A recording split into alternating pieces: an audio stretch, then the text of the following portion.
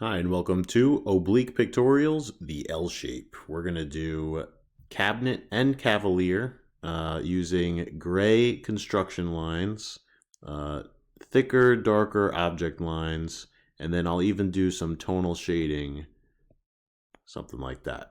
Okay, and we could even do tonal shading with some cross hatching. So that's one tone, and then this way and then that way is another tone. Now, I know I'm using some digital media, which seems like it's cheating.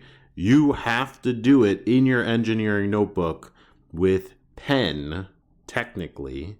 If you would like, you could start by using pencil, and then technically you're supposed to trace over it with pen because it's your engineering notebook. But if you submit pictures of pencil work, that's fine, but I will not accept submissions of digital media. It has to be done in your engineering notebook with at least pencil, but preferably pen. So we're going to do the L shape as shown in that previous video. The front view is like the L shape is on its side, and we're going to use a scale of, we might as well use 1 cube is equal to 3 grid lines. So if you look at that L shape, it's 3 cubes wide, and 3 times 3 is 9, and the cube is 2 cubes tall, and 2 times 3 is 6. So I'm going to start, I want to make sure I have room to go back eventually. So I'm not going to start at the very top of the page because I won't have room to go back. I'm going to kind of visualize where I'm going to be going. I'm going to go 1, 2, 3, that's 1 cube, 1, 2, 3, that's another cube. And then we're going to go 1, 2, 3, 4, 5, 6, 7, 8, 9 across, and we'll have the front face of our glass box.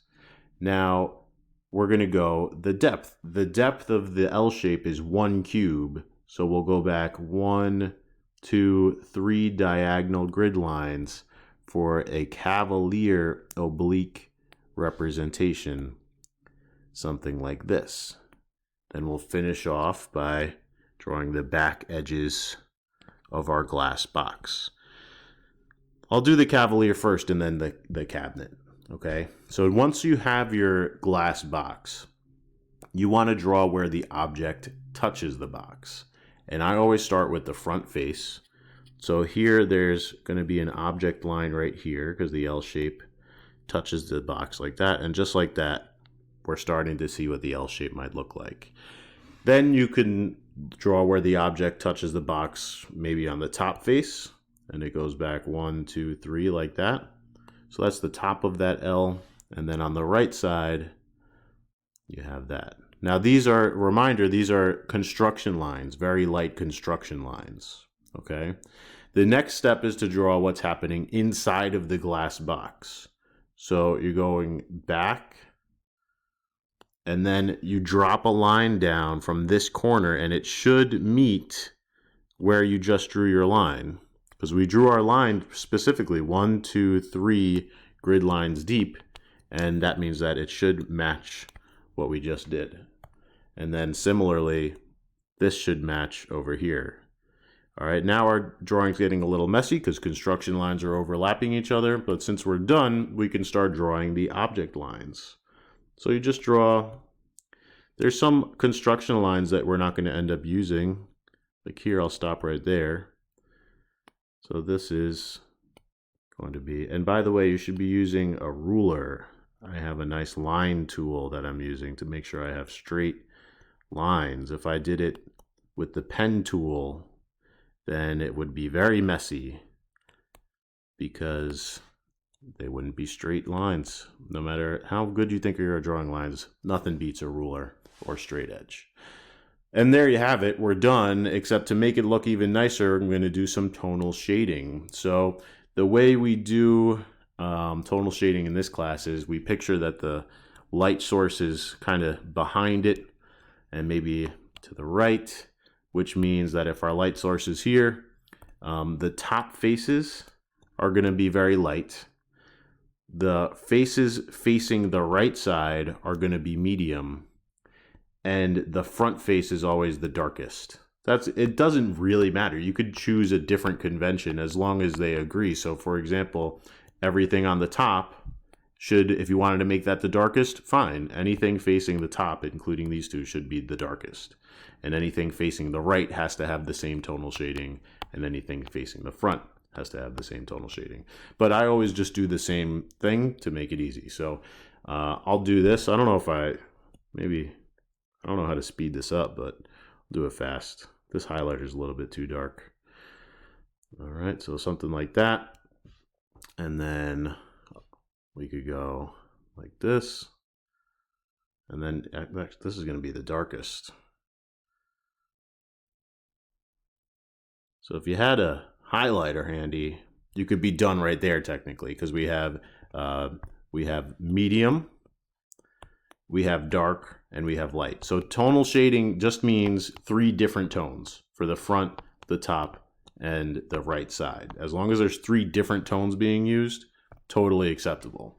If you're using a pen, you could do some cross-hatching. I'm going to do my best cross-hatching here. Cross-hatching is just, you could go like this if you want, or just straight lines. If I was doing it like really nice, I would do it a little bit slower, but I'm trying to make the video a little shorter. So I'm going in the same direction here, and then I'm going to go again and cross-hatch on just the front face to give it a different tone, meaning it's a little bit darker since I went over it twice. Not perfect at all. Actually, I'm pretty sure you can all do better than that. But that's good enough too, because again, we have 1, 2, 3 different tonal shadings. If you wanted to get crazy, not that it's too crazy, but you could also color in the top as long as it's lighter than the rest of it, and it would be totally fine. So maybe if I was doing the cross-hatching, it would look something like that. That's kind of nice. And maybe I'll try to use the highlighter tool to make it look super nice. Okay, so that's about 95% error. Obviously, I went outside of the lines, but you know, what I'm really looking for is that the top faces have the same. The right side, not only the one touching the glass box, but this is facing the right side, and the front side have 3 separate different tonal shadings, and I'm using a consistent convention. So as long as you're doing that, that's totally fine. I'm going to do now the cabinet. So this was Cavalier, which obviously is not my favorite because the depth looks crazy, because we had to go back 1, 2, 3 grid lines because our cubes were 3 by 3. So we had to go back 3. Does that look like 1 cube to you? That's a rectangular prism to me. Like, that's redonkulous. So the cabinet makes it look a lot easier. And instead of going back 3 grid lines, we'll go back 1.5. Whoa, tricky. We're going to have to go like that. So this is a little sneak peek of what the cabinet is going to look like when we do. It's just half the depth. So the front face is still the same, and we'll start it like right there. It's still 1, 2, 3, 1, 2, 3, 2 cubes tall, and then 1, 2, 3, 1, 2, 3. Oops. It's going to be 9 grid lines, or 3 cubes, like that. And again, we're drawing the glass box first. If you don't draw the glass box with construction lines, you're not going to get full points for this assignment. So if you remember how we started, it's identical. The front face is the same. The difference, so like the height and the width, the difference is the depth. So now we're going to go back 1.5. 1.5. And this is where you kind of, you could measure it if you wanted to, since you have a ruler in front of you to draw your straight lines and be consistently long with your depth. But I'm kind of eyeballing it, trying to get in the center of that grid. And it looks like I did all right. Oh. My pen nib is getting a little long in the tooth. and it's like bending all over the place and making it hard for me to see where the intersection is. Okay. Hopefully at this point, so we have our glass box now, and hopefully at this point you can see it'll be closer to that image of the L shape I have in the PowerPoint, because it's only supposed to be 1 cube deep.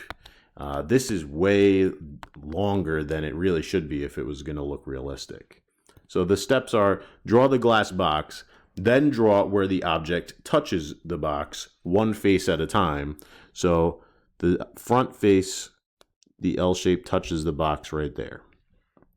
Then you could use the lines you just drew as a guide for where the object touches the box on the top and then the right hand side. And now we draw where the object, so now we draw what's inside the box. And we can make our construction line as long as we want here. We could go like that if we really wanted to, because it should still match up. Boom. If you drop it straight down, see, I started that line a little bit too, nope, that's a little bit, trying to get it right in the corner. And we'll see how well we did. Oh, see, maybe. Okay, that's pretty good, I guess. Like, that's pretty nice. It should, like, intersect. They all meet at the same point. Yeah, that's pretty good. Okay. This construction line's a little bit too long. I would have only went back 1.5 for the depth, because I know that's how far back it is. And I know I keep on undoing all this stuff. Okay, now we're ready to draw our object lines. So make sure you're delineating between construction and object lines. I always draw the front face first more often than not, and then I just continue on however I feel.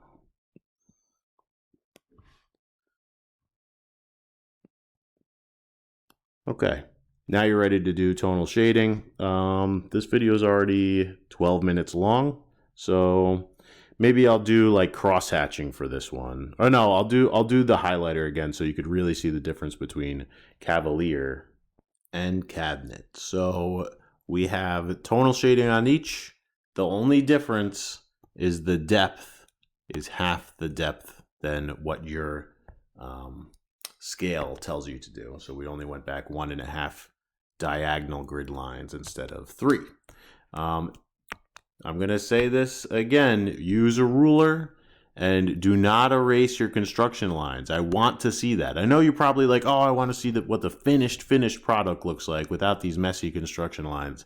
I like seeing the construction lines. I think it makes it look better with the construction lines. If you erase the construction lines, you're going to get points off. So what would you rather have? A nice picture or 100 for the assignment? Okay, that's about it. Have a great day.